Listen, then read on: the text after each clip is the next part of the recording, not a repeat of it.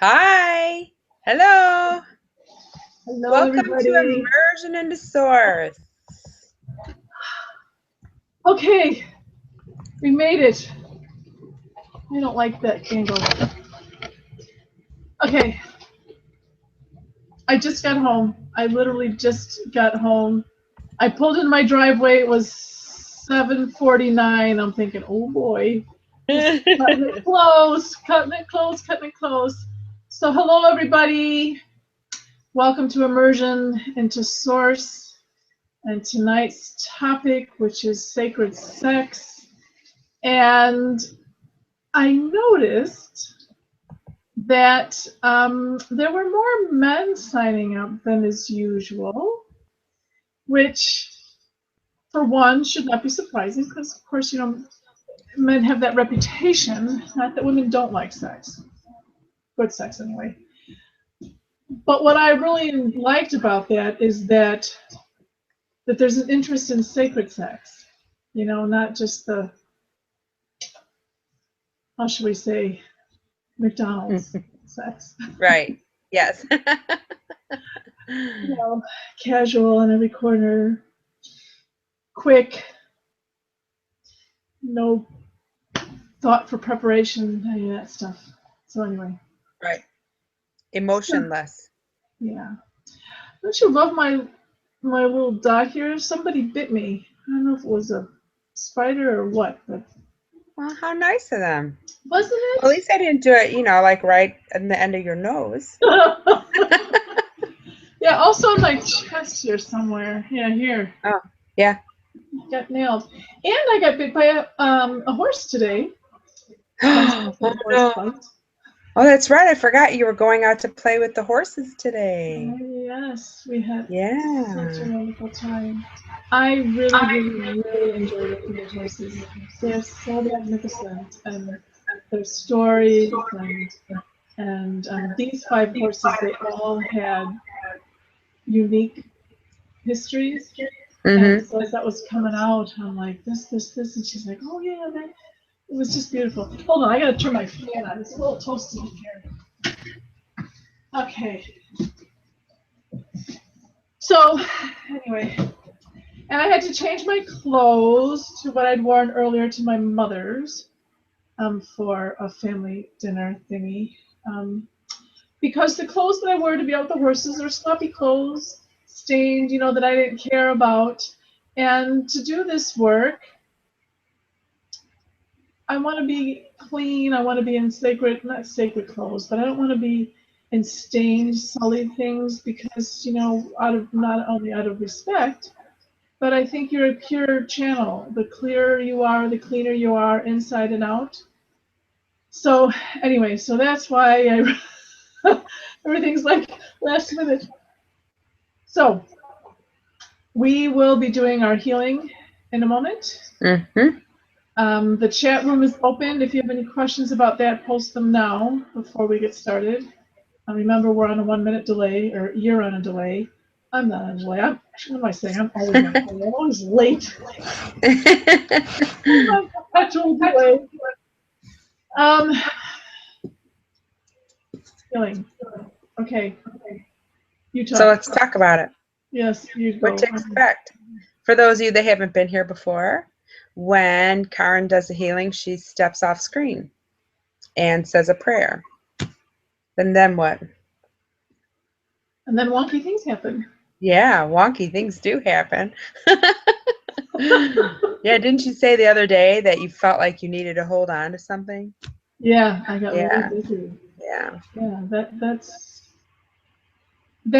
does happen on occasion, but I don't remember it happening in this venue before. Yeah, So I don't remember you saying anything like that before.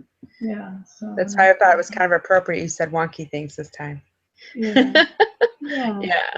So and everybody has a different experience, and some people feel it physically and emotionally. Some, on occasion, somebody says that they didn't feel much, and that's okay. And Yeah. for some, it's an art. If you're new to this whole metaphysical thing and you get on and you don't experience anything, stick with it. Come back again. it's the same like meditation or prayer or, a lot of things. Like even marijuana. Remember, like the first time you don't get high? Yeah. It was a We long time ago, but I remember being like, huh, what the heck was well, what happened? we've been doing this for several months now, and I from the beginning had, where I could feel something, but I think it was very recently in the last 2 or 3 sessions where I didn't really feel very much. So, Mhm. that just it can be all different spectrums. It's been all different spectrums for Mhm. Yeah. Well, then that one so that you didn't feel much, oh but you felt that zip zap thingy. Remember? yeah, the zip There's some zip thing. I don't. Your camera's. Oh, there you are. But there you're not. It's black screen. I don't know why that is. Okay. All right. So I'm gonna go off screen. I'm gonna say a prayer. I'm gonna get centered. I'm gonna allow and encourage and invite and appreciate and thank the powers that be for arriving and sharing and sending the energy out to all of us. So you relax, suspend thought and disbelief, and just allow and see what happens. So what I was trying to say about, if you're new to metaphysical, um, just because you don't experience anything the first time doesn't mean nothing's happening. There is an art to recognizing when something is happening. It does take a little practice. Some people are, get it right away, but for some of us, it takes a little bit. Mhm. Like people will be like, some people can pick up a stone right away and they can feel it and everything. Other people are like, I don't feel anything. But after working with it, after a while, then they start being able to do it. So it just takes an awareness, building an awareness and building the practice. If it's not something familiar to you, or if for whatever reason it's just a slow day. I do not like my spot on my. Every time I see that in the camera, I'm like, oh, oh. All right. There aren't any questions. We're ready to Nope. go. We're ready to go. All I'm going. Bye right. bye.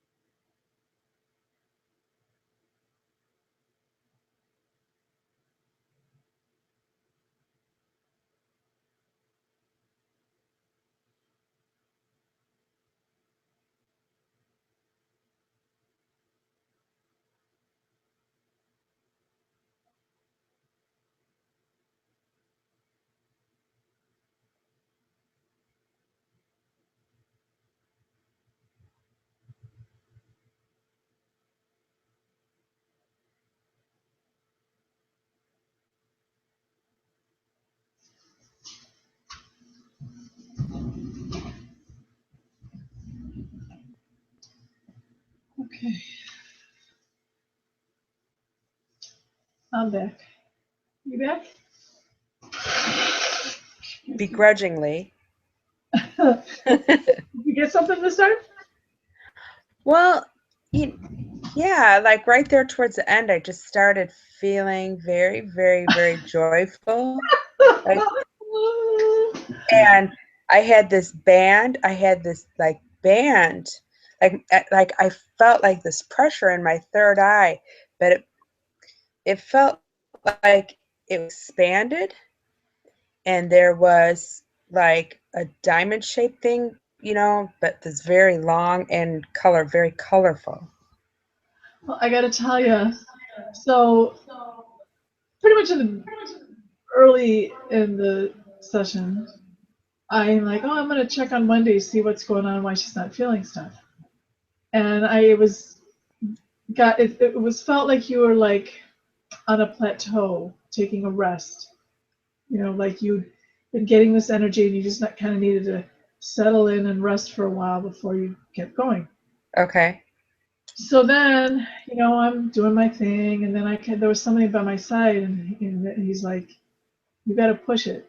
You gotta work harder. You gotta let more through." So I'm like, "All right." So I start doing that, and in my back of my mind, I'm going, "I wonder if this is gonna nail Monday."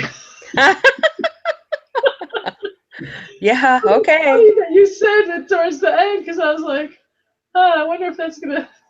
Yeah, that was pretty crazy.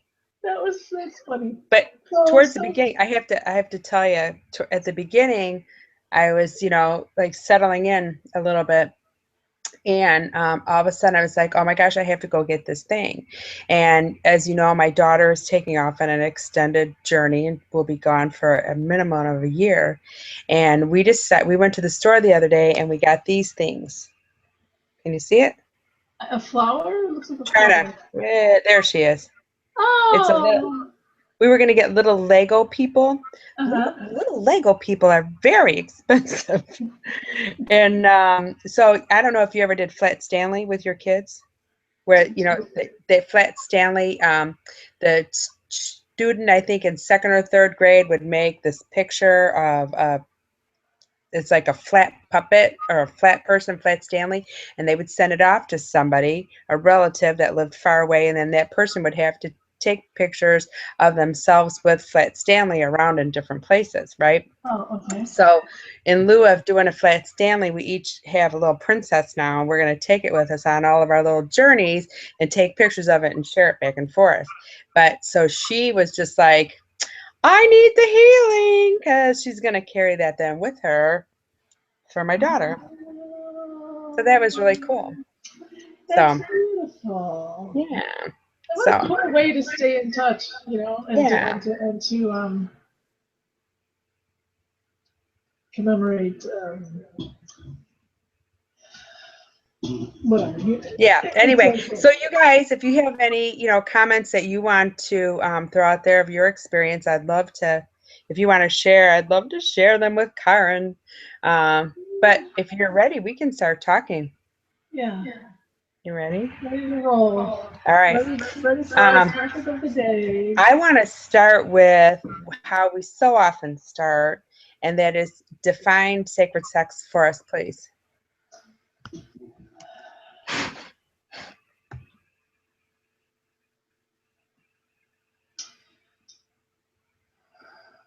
Sex in and of itself can be automatic, manual. I mean, insert tab A into slot B. Very animalistic. That's kind of putting down animals, but very earthy or whatever. Mm-hmm.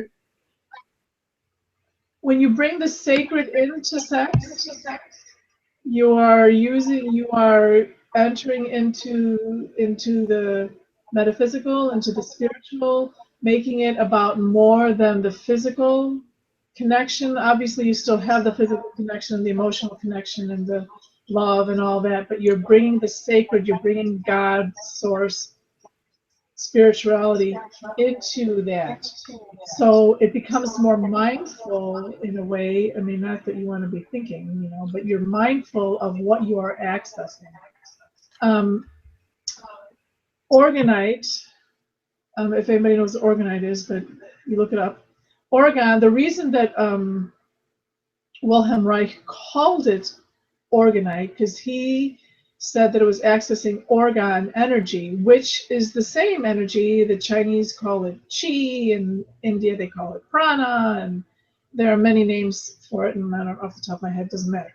The point is that energy, that life force energy that makes everything happen, his thought was that is orgasmic energy, that an orgasm is life force energy.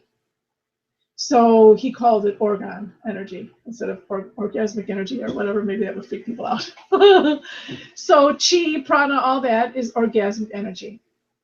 And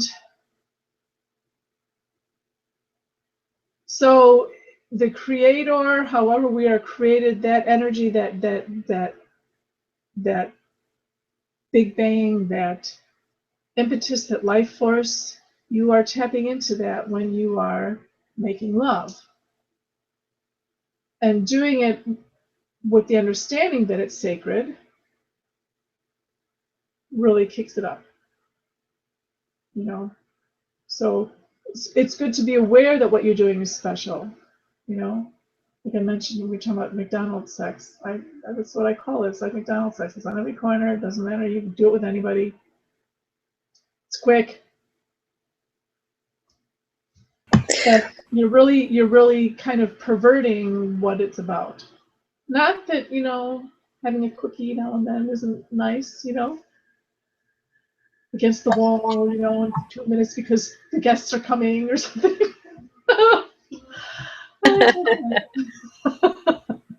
That's funny. So when I was doing my research and reading some of my questions, I read something that I thought was really cool. So, and it was about how when you're having sex, your auras become connected. Does that happen every time you have sex, or is it more intense when it's sacred sex? Can you comment on that? You are always, Wendy, you and I have never had sex, but our energies are eternally entangled, right? Somebody that you pass on the street, you are entangled with them. Your energies have crossed. So when you have sex with somebody, that just kicks it up a whole bunch of levels, So it doesn't matter casual or not, rape or not. In some Indian cultures, I don't know if it's all Indian, but they have the tradition that you should be careful who you're having sex with because their energy stays with you for 7 years. So you want to have all that for 7 years of some jackass that you didn't stay with.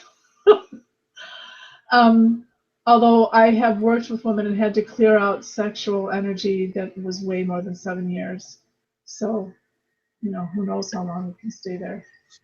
That was one of my other questions, because in that same article that I was reading, they said that particularly for women, that there's an imprint and it's carried right in the middle of the chest, and it's like an arc. And they said that it lasted forever in the article. Yeah. Well, again, we are eternally entangled. So you want to be careful about anybody that you interact with, and certainly on that level. So yes, the female, the Merkaba, the Merkaba. For those of you that don't know, the Star of David, so it's a triangle this way. I'm not doing a very good triangle. There's a triangle this way, and then a triangle this way. So as they kind of they intermingle, so you end up with 6 points, right? The male triangle is the one that points up. The female is the one that points down because she's a cup, she's a receiver. And those two triangles spin. One goes one way, one goes the other way, and I don't remember which is which. But that is the chariot. That is the vehicle by which you enter spiritual realm, and the male and the female work together. So, but yeah, the female. So like even if you're like wearing a Merkaba pendant or something, you want to have the feminine side on the inside and the male side on the outside, because you don't want to be, adding to that, drawing in. Women, that's just one of our roles, where we draw things in more than men do. Not that men don't. Not that men should be like going having sex with everybody and it doesn't matter, because it does matter as well, just not to the degree that it does for women. That's interesting about the necklace. I'd never heard of that before. Mm-hmm. That's really neat. So does religion play any part into sacred sex?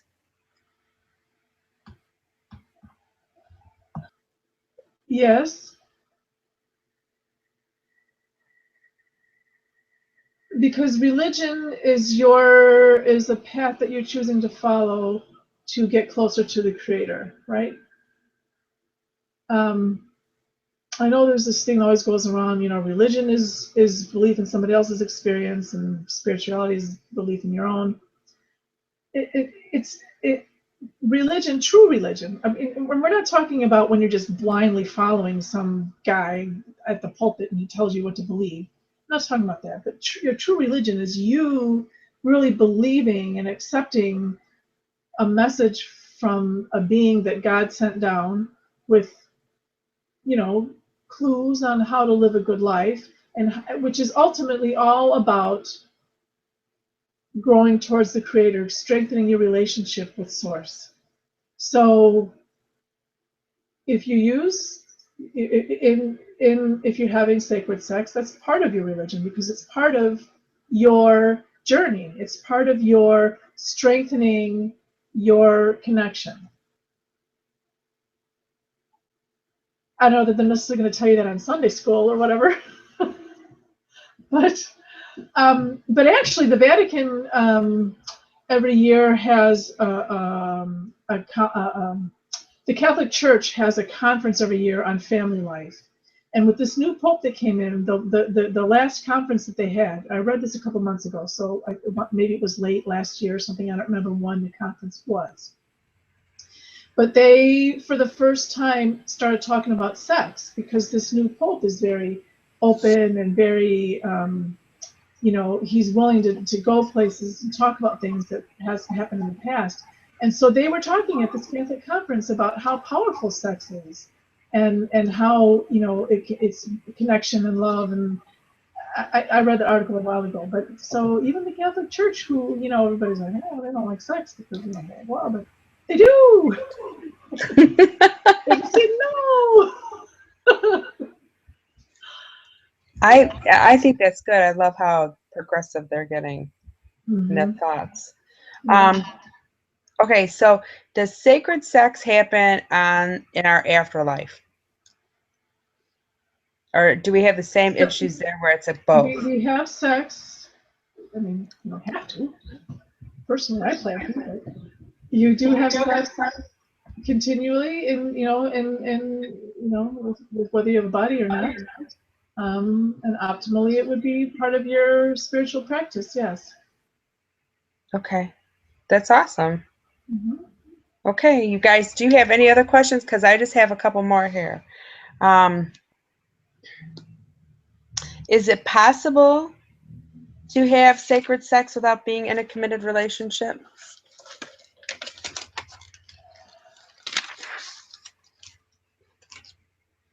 I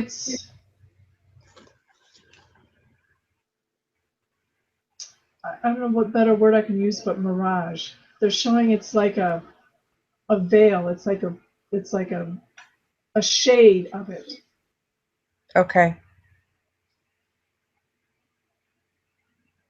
It's not as powerful or whatever. I like that word, because I was trying to think of a word to fill in there for you, but I like that one. That one's better than any of the ones that were coming to my head. Okay, good. All right, so we're generally taught that sex is bad, it's dirty. How can we develop a healthier attitude towards it so that we can elevate ourselves to having sacred sex on a more regular basis. Okay, so we as individuals or we as a society? I think as society, because some people are not taught that way, but generally speaking. Okay.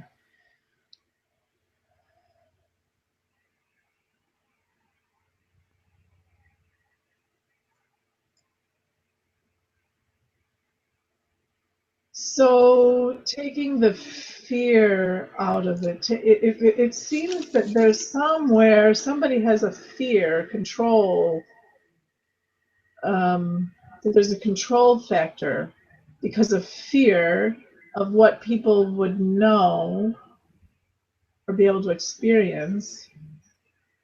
So this progressively, wow, I never, this, you know, it used to be very much controlled, women didn't enjoy it, and you didn't have contraception and you couldn't talk about it. But since the 60s or whatever, I mean, it's gotten more and more and more open, and now it's got to the point where it's like so casual and so meaningless and so so Mm-hmm. so they just avoided the truth of it altogether. They just like went around that, okay, let's make it this, okay, and then we'll just skip the important thing and we'll just make it casual. So we Right. have to recognize that it is more. So when we teach about it, we need to teach about how this is the thing. As we understand, okay, like going faster than I can talk. So as we understand that there is more to it than the emotional and the physical, as we as a society, as we are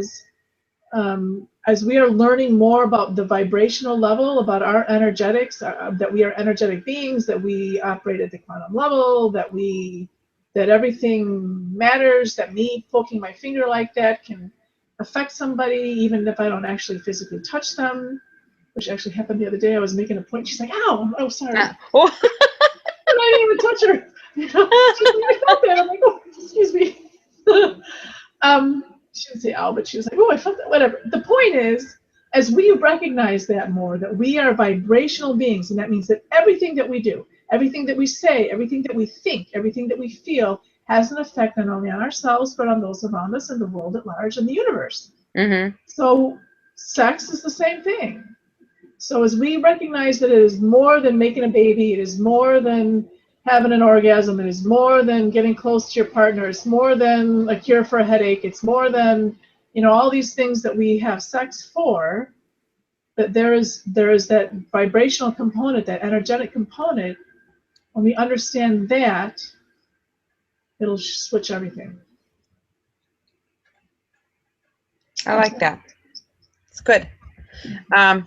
How does sacred sex relate to tantric sex?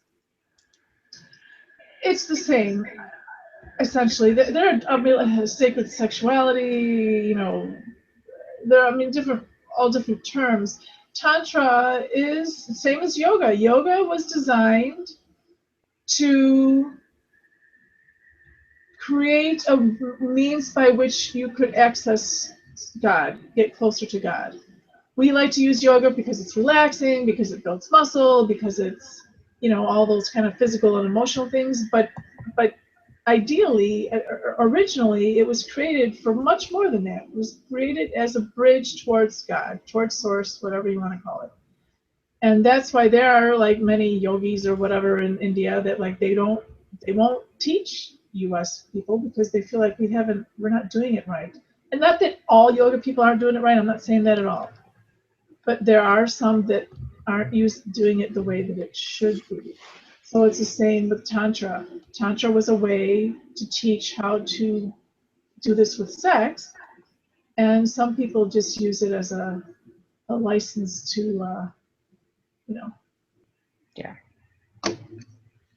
How do we know we have the right partner for sacred sex? if it's the right partner, it's if it's the right partner, it's the right partner. It's just a feeling.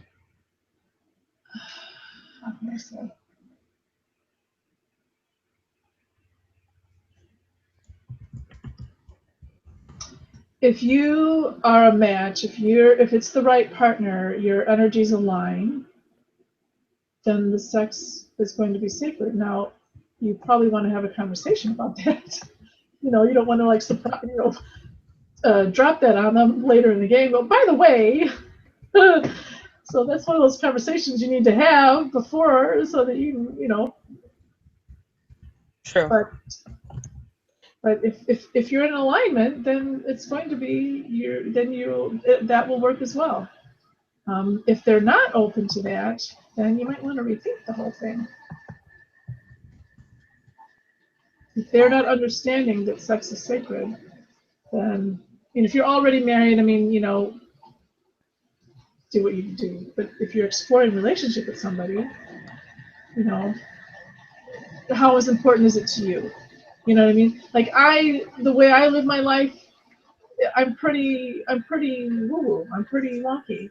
So if I was going to be considering being in a committed relationship with somebody, they'd have to, they'd have to have some degree of understanding of what I'm about. Otherwise, it's not going to work. But that's right. For me. I mean, for somebody else, if it's not that important to you, maybe it's more important that they agree to live on a farm. Whatever. You have to choose what are the things that are important to you, and go from there. Right. Well, I think that for a lot of people, opening up those conversations are it's difficult because it makes you vulnerable. Mm-hmm. So, yeah. But that is in a lot of arenas of our life, So I think it's important. I just think it's difficult. Right. It right. is difficult, but you know what? Sometimes it can be surprising, and and certainly having these conversations or exposing our children to these things, so that the next generation is more open and more right. open. Right. Not everybody, but even my mother, God bless her, she is really expanding her understanding of all this stuff. It's she's gotten herself all these books on metaphysical things and the science behind it, and she's really opened up. She's great. always been very into holistic stuff, but since she wanted to understand what I was doing, I think. Mm-hmm. I think she kind of just wanted to make sure that I wasn't totally crazy. And so she found these books, and she's like, "Oh my gosh, this is for real," So, and she's not a spring chicken anymore, and she's German. I mean, German from Germany. So, mm-hmm. If she can open up, so can anybody else. That's awesome. The only other question I had was, and I don't even really know how to phrase it, but it was in regards to premarital sex. Do you think that, okay, maybe this is how, I made a note that just said, what about premarital sex? But do you think that having, we were talking about the multitude of partners, do you think that there's a benefit in having maybe some of the McDonald's type sex and everything, just so that you can cultivate your sacred sex? I mean, do you think that plays a role in it? Do you think marriage is the way to go to have your sacred sex, or can you do that outside of the marriage in a committed relationship? Yeah. Well, let's say you have to be married, but let me define what I mean. Okay. Of how I'm using marriage in this context. So you can be in a committed relationship, right? There's the two of you, you agreed, you're committed, you're together, you're staying together, you're sharing your finances, your home, your kids, whatever. You're committed to one another. Right. The difference between a committed relationship and a marriage is that in a marriage, you're now three. In a marriage, you're saying, we're committed and we've got God on board. We are combining our relationship with God. And however that marriage ceremony looks to you, you know, whatever your marriage, the thing, you know, everybody does it their own way. So I'm not saying you have to do marriage a certain way, but the difference between a commitment relationship and a married relationship is that you've got God in it. Okay. Okay? Okay.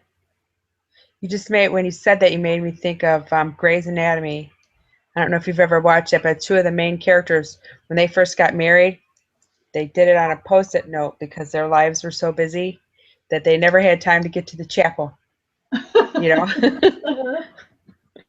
So Aw. that's how they did it. So I was like, you said, you know, however that works for you. I was like, oh, I saw the post-it note.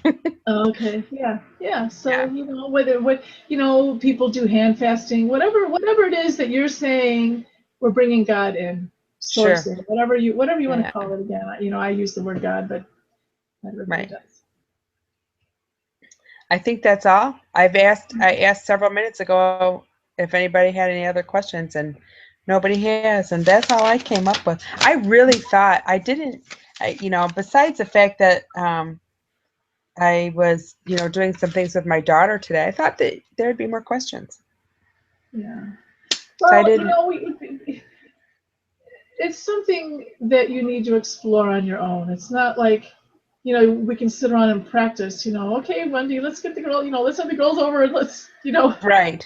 Oh, right. we can study about it. And I've got a lot of books on it. And I love reading the theory, you know, the theory and the history and, you know, stories. But when it comes to the practice, I'm like, I don't have a partner, so it's really, I don't want to, so I don't read the practice because it's just, you know, but I love learning about it. So, but my point is, so with the, what I'm hoping that we learn today is that it is something worth pursuing. It is something worth looking into. It's more than just a better way to have sex or the cool latest fad of sex. You know, like Yeah. the Yeah. gray, what's the gray 50 Shades of Gray? Oh, the latest cool thing is us. And no, sacred sex is a whole nother animal. And so I hope that this that this encourages people to consider exploring it. And like I said, there are many books out there. Urban Tantra.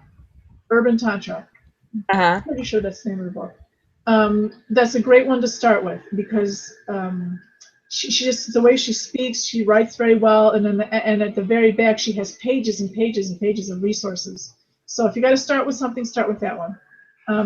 But explore it, you know, see, you know, and it doesn't have to. It's not about having crazy sex in 37 different positions. It's not that at all. I mean, it can be, but it's about becoming making it a spiritual thing.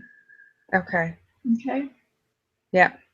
I and like that. therefore That's ultimately good. more powerful. Right. Woo. All right. Alrighty I then. think we're good. I Okay, think we're good. so Um, marriage, they said marriage would be a great future topic. okay, yeah, Yeah. have we done anything on? We just talked about marriage on the other side. We didn't talk about marriage on this side. Oh yeah, let's try that. Well, that's Okay, okay. I'll add it to the list. I'll write it down. Perfect. Okay, good night, everybody. Good night. Love you. Practice sacred sex. Make it safe too. Sacred safe sex, whatever. All right. Good night. Love all of Good night. you. Love to all of you. I can't even talk. Good night. Now I gotta find the right button to push. You're so funny.